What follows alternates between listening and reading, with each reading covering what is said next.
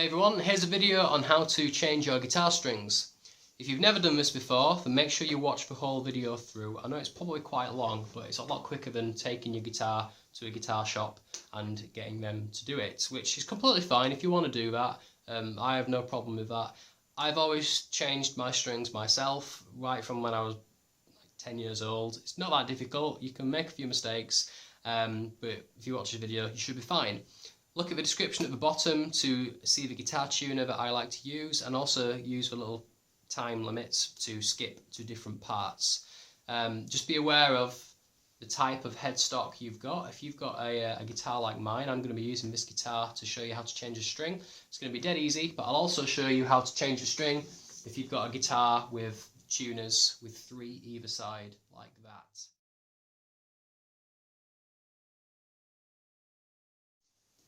Here's what you're going to need to change your strings. Now, obviously, you need a new set of strings. If you've never changed your strings before, and if you've got a guitar that's brand new from the shop, and if you're a beginner guitar player, you should probably get a set of 9 gauge strings. Now, 9 refers to the thickness of the thinnest string in the pack, which will of course be your high E string, the one closest to the floor. The reason why you should probably get 9 gauge strings is the most common strings around. They're probably what's on your guitar already, and they're also the best combination of easy to play, and also they get a good sound as well. Now, all different manufacturers of strings make 9 gauge strings. Make sure that they're 9, and then you'll get lots of other numbers. Each string has a different number. Make sure they go 9 through to 42. 42 should be the biggest number.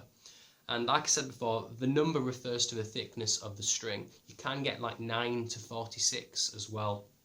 Those are a little bit more specialist. 9 to 42 is most standard.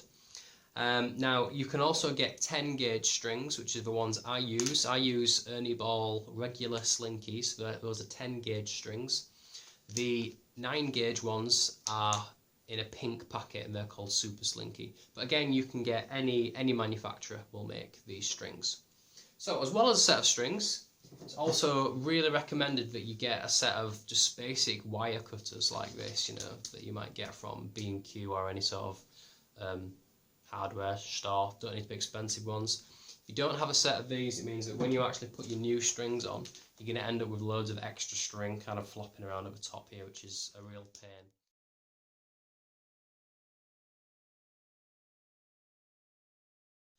Okay, if you've got your set of strings and your wire cutters, you should be ready to change your strings. Now, to start off with, we're going to just change one string at a time. You can take off all of the strings in one go and then put all of the new ones on. I don't like to do that.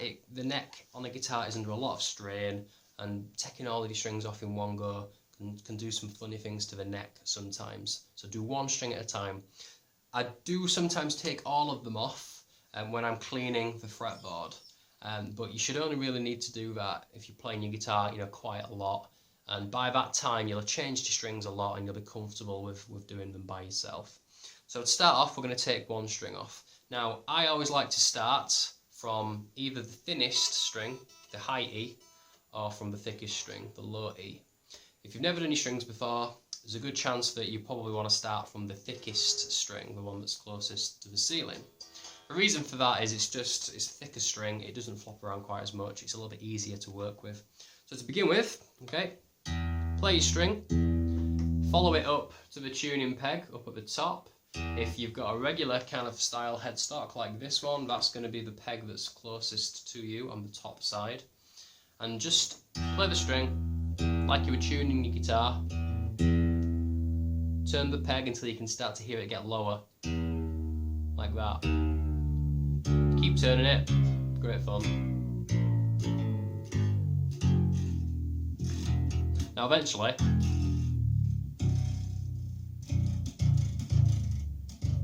the string will stop making any kind of sound really. Once it sounds like that, and it just sounds like no effect, you know, the tuning peg's not making an effect anymore, your string is probably slack enough to take it off. Now, once your string is nice and slack like that, just go up and have a look at the headstock of your guitar. Now you'll probably be able to see there, you can see that all of my strings on the guitar are wrapped around anti-clockwise, that way around. Can you see that there? They're all going around the pegs that way around, okay, anti-clockwise, as you look at the guitar, like that. So you need to remember which way around your strings go. If you've already taken your string off, don't worry, I'll tell you exactly how to put them back on. So your string is nice and slack. Now you do have to be quite careful at this point, because at the end of the string up here it's just a plain piece of wire, and if you're not careful you can stab your finger on it. Again, starting with a thick string, it's less likely that that will happen, but it can happen, so just be really careful. Go up to the top, and you might need to slacken your string off a little bit more before you can do this. What should eventually happen, as you turn the peg more and more and more, the string will get slacker and slacker, and eventually you should be able to pull your string over the top of the peg. Let's keep loosening it off. Nearly there now, and it should just pull off. It might have to go, you might have to turn it so it goes all the way around, like at least once. Alright, here we go. See, it's lifting off there, lifting off the top. And now you should just be able to pull it out. There you go.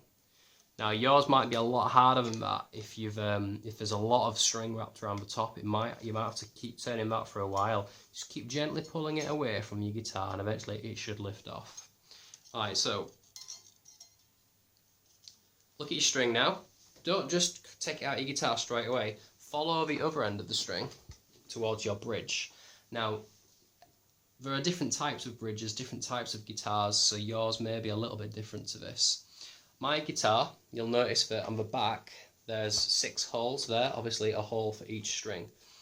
Yours might not be like that. If it is, this is fairly straightforward. If you don't have any holes, then you'll probably see that as you start to push the string into the body of the guitar like that, push it like that, you'll either see the string start to come out of the back.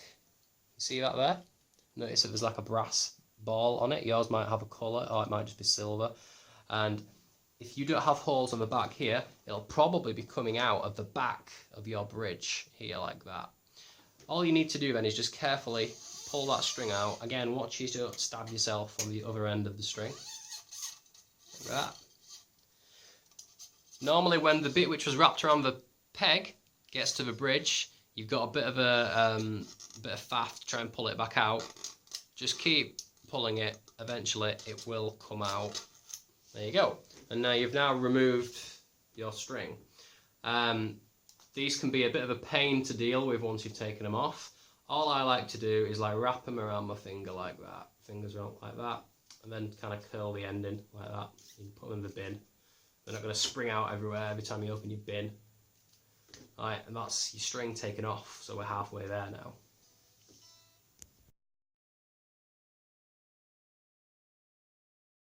Okay, if you've taken your string off, you're ready to put your new one on. At this point, if you've got a string off, it's a good idea to take a duster, just give it like a little dust around here where you can't normally get to when you've got your strings on normally, including up at the top here. You might have a little bit of dust in there. It's nice to just get in there and just clean some stuff out whilst you run with it.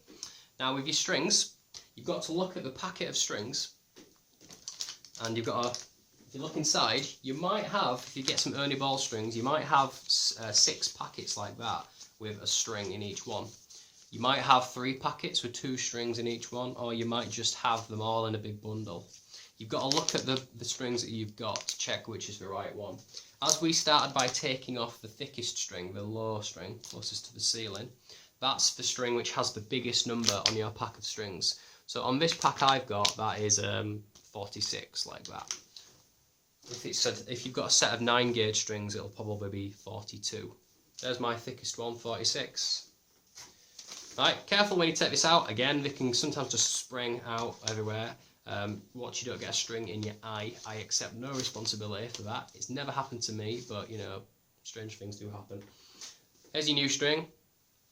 Don't yank it at this point. Don't try and twist it or anything. If you put a kink in the string, you won't get rid of it, and you'll have to feel it when you're playing your guitar. Be careful with the string at this point. It'll be a lot longer than the one you just took off. and look at the string, you've got an end with a ball on it, a metal ball like that, and you've got a plain end which is just a bit of wire. Don't stab yourself on this, be careful. Right, look back at your guitar. All we're doing now is we're going to reverse the process with a couple of other little steps in.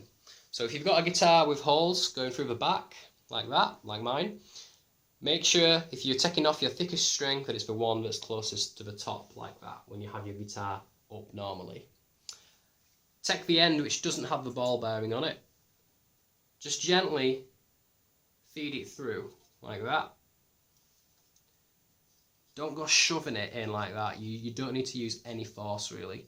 Gently push it. After it's gone through a little bit, have a look round the front. You should start to see a string appear. Again, if you've got a guitar which doesn't have the holes at the back, you've probably got a bridge where you feed it through the back of the bridge, you know, the big piece of metal here.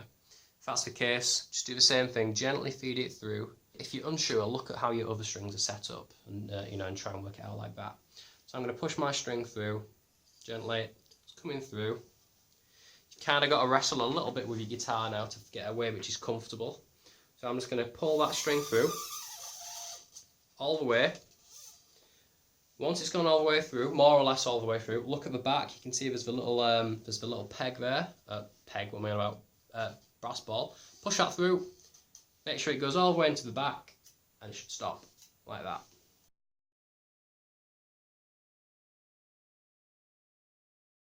Okay, we're now going to put your string through the tuning peg on your guitar, and we're going to tune it up. This is the fiddliest step. So the first thing you've got to pay attention to is the type of headstock that your guitar's got. This type of guitar has got the most traditional one, sort of style where they're all in a line. 6 in line, these are sometimes called. You might also have a guitar which looks a little bit like this one over here. This is an acoustic guitar, but if you've got like a Les Paul, an Epiphone Les Paul style guitar, you might have a guitar where you've got 3 pegs, tuning pegs on one side and 3 pegs on the other. I'll explain how that differs just in a sec. So if you've got the 6 in a line style, like this one, what we're going to do now is work out which way around the strings go around the peg. Now, as you're changing the thickest string now, have a look at the peg up at the top. We want to put our string through the hole. So take the end of your string, find the little hole. There should be a hole that's in the end of your peg there. Some older style guitars don't have a hole, but most of them do. It can help you to turn the tuning peg a little bit more. Make sure you're turning the right one, so that the hole is actually in line with the way that the string's going to go through it. That just makes it easier to push through. So push your string through the hole there. Okay. What we're going to do then is we're going to check how much slack to leave. I've got loads of slack of string now. If I start to turn the peg to tune the guitar up now, it's going to go round and round and round and round tons, and it's going to build up, and it's going to be a nightmare to tune. The string might even come back off.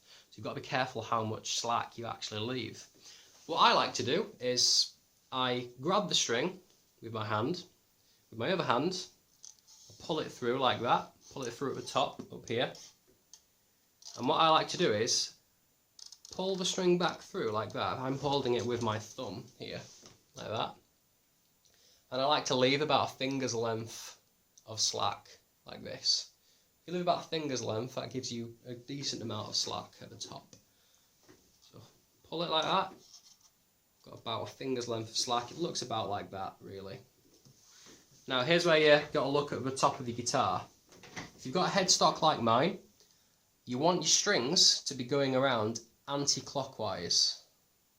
Alright? Anti-clockwise to the left-hand side. Right, so try and keep your hand, try and hold the string like that. Try not to pull any more through like this, or, take it away like that, because then you'll have to go back and check how much slack you've got. So you've got a finger's length of slack. See, I just nearly dropped my guitar then, be careful. Hold your peg, hold your string against the peg like that. You might have to switch hands a couple of times. Start to turn the peg and make sure that the string is going around anti-clockwise as you look at your guitar like that.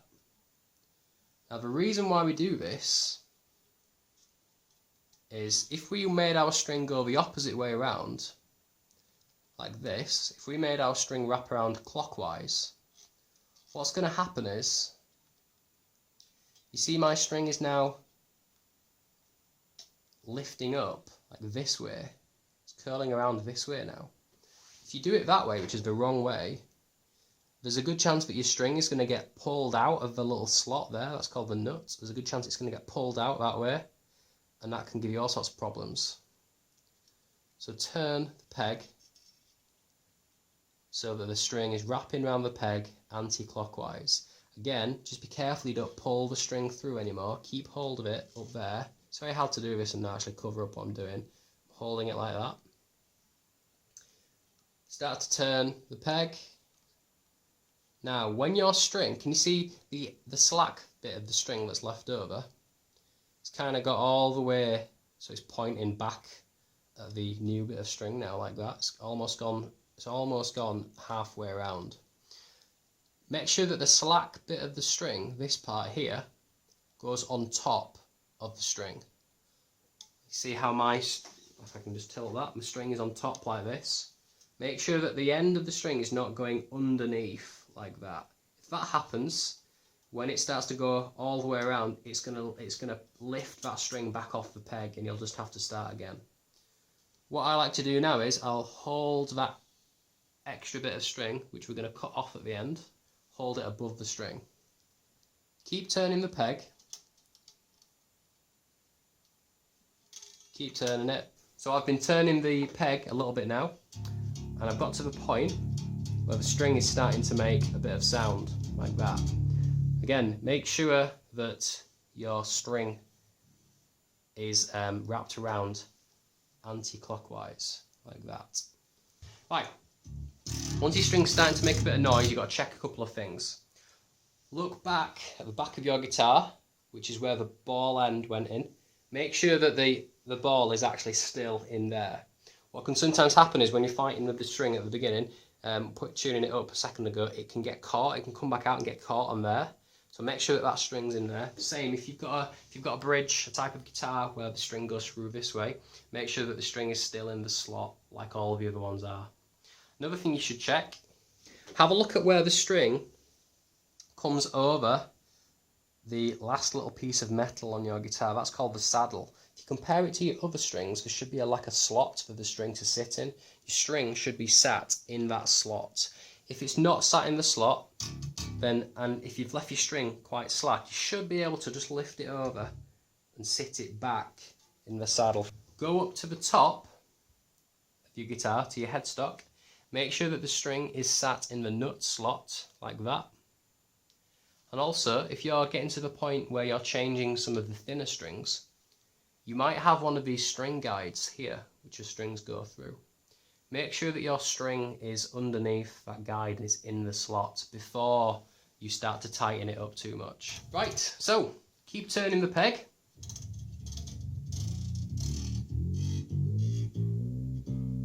Stop when the string actually starts to make a sound which sounds a little bit more like a guitar like that. And now we'll look at how you can check the tuning of your guitar and not snap the string. Now if you've not got a guitar with your tuners all in a line like that, if you've got one which looks like this instead, sometimes called like a 3x3 design, then you need to look a little bit more carefully at the way which your strings are wrapped around.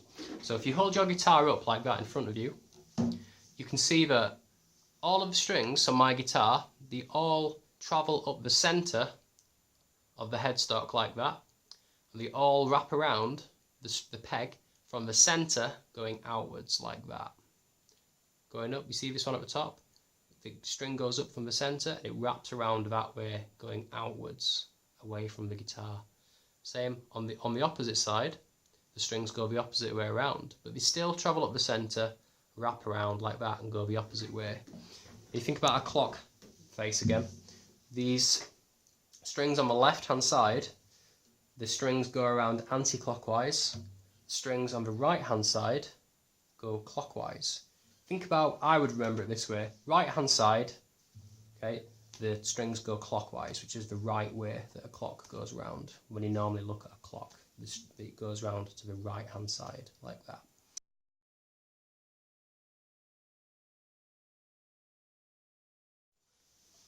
Right, at this point, you should have removed your old string, should have put your new string on. Your string should be making a sound. One of the dangers of putting on a new string is because you're slackening it off completely and you're putting a brand new one on, you can accidentally tune it too high and go past where it should sound. Now, there's a few different ways you can check this, and you've got to decide which one's best for you. The easiest way to do it is if you've got a tuner, or like a tuner app on your phone. I use one called Guitar Tuner. I'll try and put a link to that in the description in a minute. You can actually use that app to play the sound of the string. You can press on the string and it will ring like this. This is my E string on my other guitar. It will sound like that. So if you're pressing that button on your app and you know that it sounds like that, that note is it's about that high, and listen to our string. It's too low at the moment. So you've got to keep tuning that peg up till it gets pretty close to the sound of that string. See, I'm not far off now. Right, if you've not got a tuner like that, other way to do it is to use your guitar tuner. So I've got one of these clip-on ones here. It's a Korg pitch clip, I think it's called. Turn that on. Play your string. See what it says. Right, is that saying? Can't see it. It's saying G. And our string is obviously much too low. So I'm going to keep turning the peg. Just gently turn it a little bit. See what it says there. It's saying A now. We want it to go to E because it's that E string. So we've got to keep making it higher. We've got to go A, B, C, D, E. You've got a fair way to go yet. Keep turning that peg. See, it's changing now. Has it gone to B? It's on D now. That was a big jump. Keep turning it. See, it's changed to E now, so we're in the ballpark. Tune your string normally, so get it in the middle like that.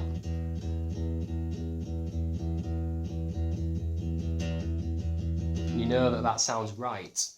Now, you might have a tuner where, as well as it giving you a letter like that, it might give you a number as well. For this string, this is your 6th string. Your thinnest string is number 1. So if you've got a tuner where it says a number and a note, it should say 6E. That's what it should say. If you go past that and it starts to say like 5A, and you've gone too high, you need to lower it back off.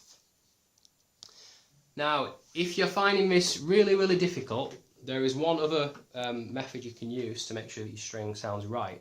I'm going to slacken my string off again just to show you.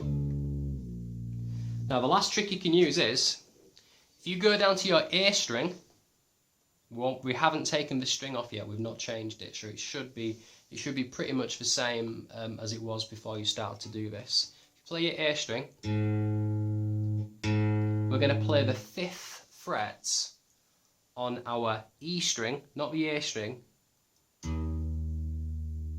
Now, when we tune our string up properly, that note there on the 5th fret of our E string, our lowest string, should sound the same as the A string does when you play it without touching it or pressing it down.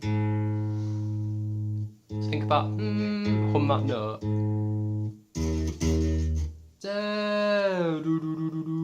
Still really too low. So I'm going to keep turning that peg, turn it a little bit. Go back and play 5. And play your A string.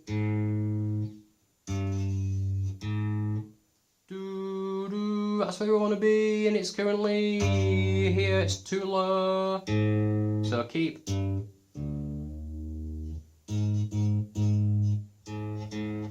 Listen to that, you see? That's A.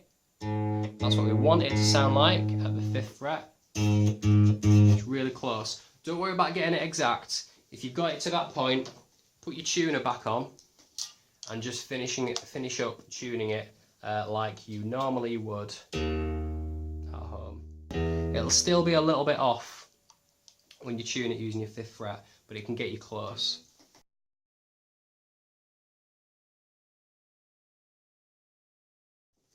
Okay, the last thing you've got to do is just trim off this excess bit of string. So get your wire cutters. You really do need some of these. You don't use your scissors, you know, your mum's favourite cooking scissors, because she'll just go mad when she finds that they don't cut anymore and you've made a blunt. All you need to do is, right, don't trim off the string really, really close to the end. You need to leave about a fingernail length of string. I would leave about that much of string remaining. Be really, really careful that you actually trim off the string end. I've done it once before when I've not been paying attention and I've actually trimmed off the string that I've just put on.